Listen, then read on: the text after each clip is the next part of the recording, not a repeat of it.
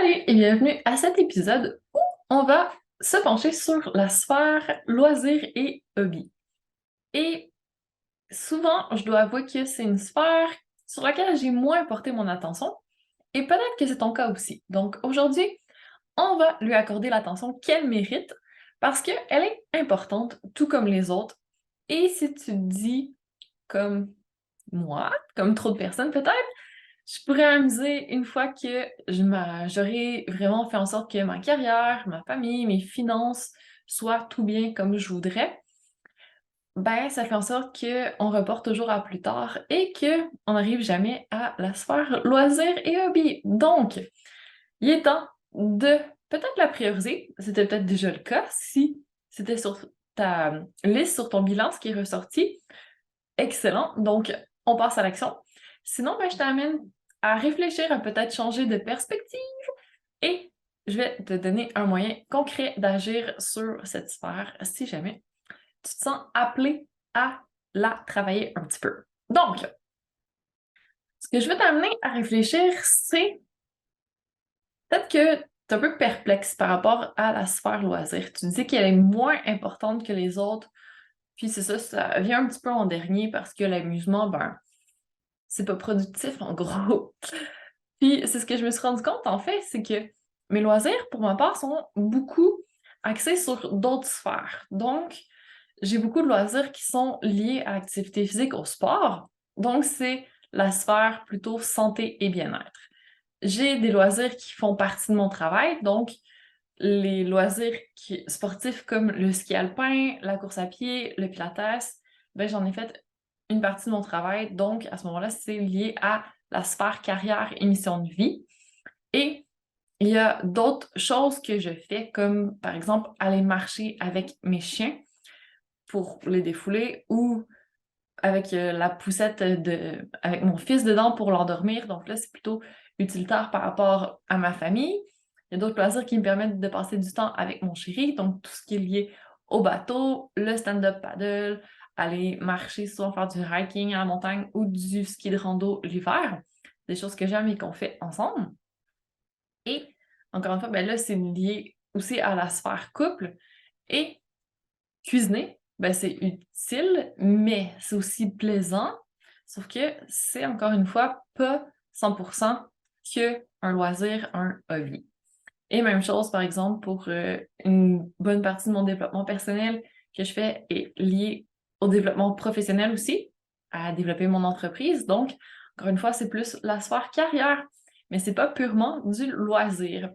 Donc, je me suis demandé, OK, mais s'il n'y a pas de but de productivité, que j'essaye pas de joindre l'utile à l'agréable, que je veux faire place plus à la spontanéité, au pur plaisir, ben qu'est-ce que je ferais?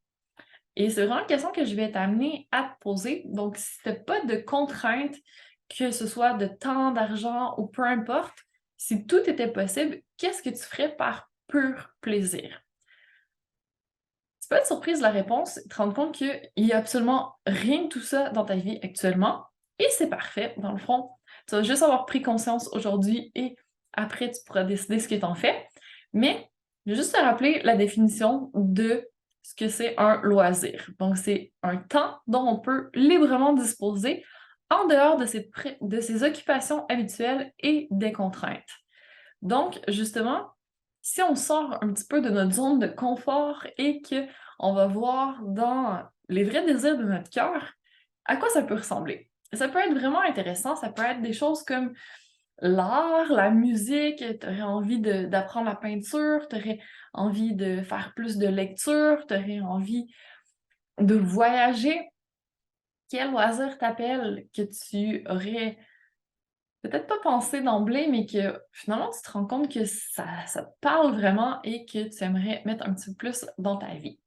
Donc, une fois que tu as trouvé ce qui te fait vibrer, il va te rester juste à te demander, entre guillemets, le juste, hein, comment tu pourrais intégrer un petit peu plus de ces éléments dans ta vie. Donc, créer de l'ouverture pour te permettre des moments de pur divertissement dans ton année 2023 ou peut-être même tout de suite maintenant si tu arrives à le faire. Donc, je t'ai, comme toujours, fait un workbook pour t'aider je recommence, pour t'aider à passer de la théorie à la pratique. Parce que c'est comme ça que la magie se produit. Si tu fais juste m'écouter, mais qu'il ne se passe rien derrière, ben, tu ne vas pas pouvoir bénéficier du bien-être que te procure le fait d'avoir des loisirs qui t'apportent vraiment du plaisir et de la joie. Et si tu veux pousser l'expérience encore un tout petit peu plus loin, je vais t'inviter à tester une méthode, une idée, une façon de faire que j'ai appris de Mélanie Ann Layer. C'est elle qui m'a transmis ça. Je lui donne le crédit. Donc, je vais t'inviter à faire une liste de 111 moments de vie que tu souhaiterais intégrer à ton année 2023. Donc, pourquoi faire une liste de 111 moments de vie? Ben, c'est parce que les expériences, j'ai fait un épisode de podcast là-dessus, je pourrais te le mettre dans les ressources de l'épisode. C'est vraiment le sel de la vie, c'est ce qui permet de générer des émotions, c'est ce qui permet de créer des souvenirs et, en quelque sorte, qui nous motive à se lever le matin. C'est ce qu'il y a derrière les objectifs aussi souvent, parce que les objectifs toutes seules, c'est froid, c'est pas motivant, mais ce qu'on recherche en voulant accomplir quelque chose, souvent, c'est comment on va se sentir, comment on va devoir pousser nos limites pour devenir la personne qui a les résultats qu'on veut avoir. C'est ça, c'est l'expérience qui nous pousse à agir et à faire des choses, encore une fois, un peu hors de notre zone de confort. Parce qu'il se passe des belles choses hors de notre zone de confort. Donc, ça vaut la peine de se lancer et d'oser. Puis si tu bugs sur le chiffre 111, on s'en fout un peu du nombre que tu vas mettre sur ta liste. Je veux juste que tu sortes des expériences que tu veux vivre et que ça devienne un petit peu ta liste d'inspiration. Donc, quand tu as un petit moment d'ouverture dans ton horaire, que tu as l'espace mental, l'énergie pour le faire, ou que tu te pousses un petit peu pour le faire en voyant ce que ça donne, des fois, ça vaut le coup de se pousser un petit peu en restant dans les limites de notre bien-être, mais ça va au moins, tu n'auras pas à réfléchir à ce que tu veux faire. Tu vas déjà l'avoir sur ta liste. Laisse-le à un endroit qui est à la vue, où tu pourras revenir après, faire des ajustements si tu veux enlever des choses que tu as déjà faites.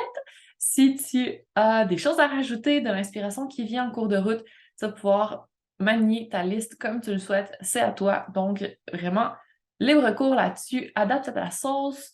Garde ce que je te donne comme idées qui te conviennent et qui te font du bien, qui t'apportent du plaisir. Puis après, pars avec ça. L'important, c'est juste, j'espère, semer une petite graine qui va germer dans ton esprit et qui va te permettre de pouvoir avoir éventuellement quelque chose qui te convient et qui t'apporte encore plus de plaisir et de bien-être en 2023.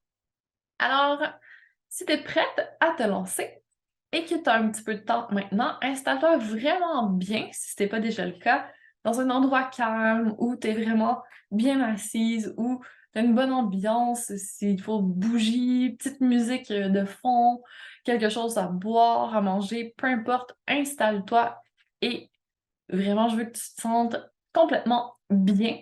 Et je vais te faire une petite visualisation pour t'aider à générer des idées, à commencer le flow. Et après ça, ben, tu pourras soit arrêter la visualisation quand tu as des idées pour noter, ou encore la refaire en cours de route si tu aimes bien avoir les questions que je te poserai pour te guider.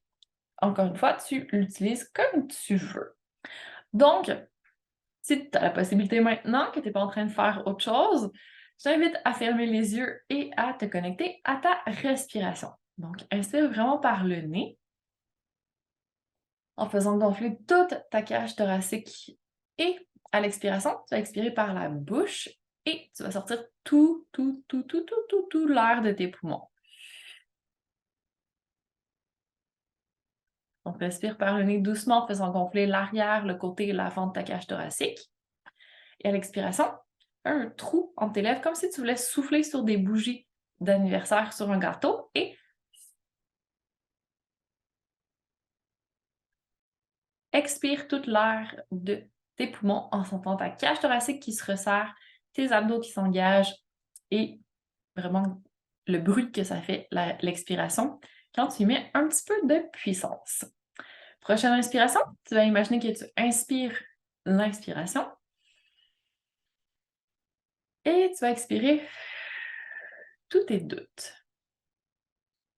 Prochaine inspiration, tu inspires la liberté de penser et à l'expiration, toutes les contraintes. Continue à respirer et laisse ton esprit te guider vers les expériences qui vont faire en sorte que tu sois fier de ton année 2023. Quels sont les souvenirs que tu voudrais créer? Avec qui? Où veux-tu aller? Comment veux-tu te sentir? Qu'est-ce que tu voudrais apprendre? Et si c'était le moment de mettre en œuvre ce projet ou ce rêve que tu n'as pas encore osé? Qu'est-ce qui t'apporterait du pur plaisir? Encore une fois, si tu as besoin de faire pause et de noter, libre à toi. Laisse couler les idées sans te retenir. N'oublie pas ta respiration.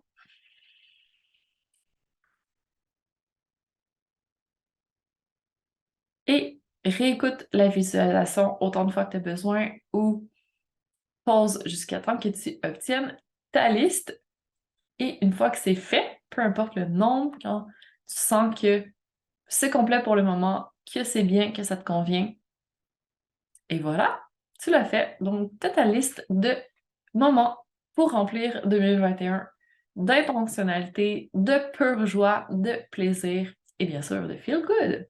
Donc, j'espère que tu vas pouvoir garder ta liste à proximité et faire en sorte d'amener à la réalité de nombreux éléments qui se trouvent durant les prochains 365 jours et plus, peu importe le nombre. Mais tu vois, quand on relativise, 111 versus 365, ça nous laisse quand même un peu de temps et on peut vraiment répartir comme on veut. On peut jumeler différents éléments si on les a vraiment décortiqués. On gère comme on veut. Là-dessus, c'est vraiment open, tu t'amuses, liberté totale. Et l'important, c'est, comme je dis, que tu te sentes bien et que tu aies du plaisir. Donc, j'espère que ça t'a inspiré, que ça t'a donné envie, comme moi je vais le faire durant la prochaine année, à laisser un petit peu plus d'espace à la sphère loisirs et hobby, qui est une sphère importante où on n'a pas besoin de mettre de la productivité, où c'est vraiment notre moment d'évasion qui va nous permettre de recharger nos batteries, qui est super important parce que si on veut tenir sur le long terme, bien, on a besoin de régénérer notre énergie, notre inspiration, notre créativité, notre coupe de bonheur pour pouvoir après ça redonner aux autres. Donc, c'est important de s'offrir ces moments de ressourcement et pouvoir après ça continuer à avancer sur les autres sphères de notre vie, mais sans négliger cette sphère, fameuse sphère, loisirs et hobby. Alors, sur ce, amuse-toi bien à faire ta liste et à passer à l'action. Et surtout, je te dis à très bientôt pour continuer notre tour des différentes sphères de notre vie dans le cadre de notre petit calendrier de l'Avent 2022. Alors, d'ici à notre prochaine conversation, je te souhaite une magnifique suite de journée et je te dis à bientôt.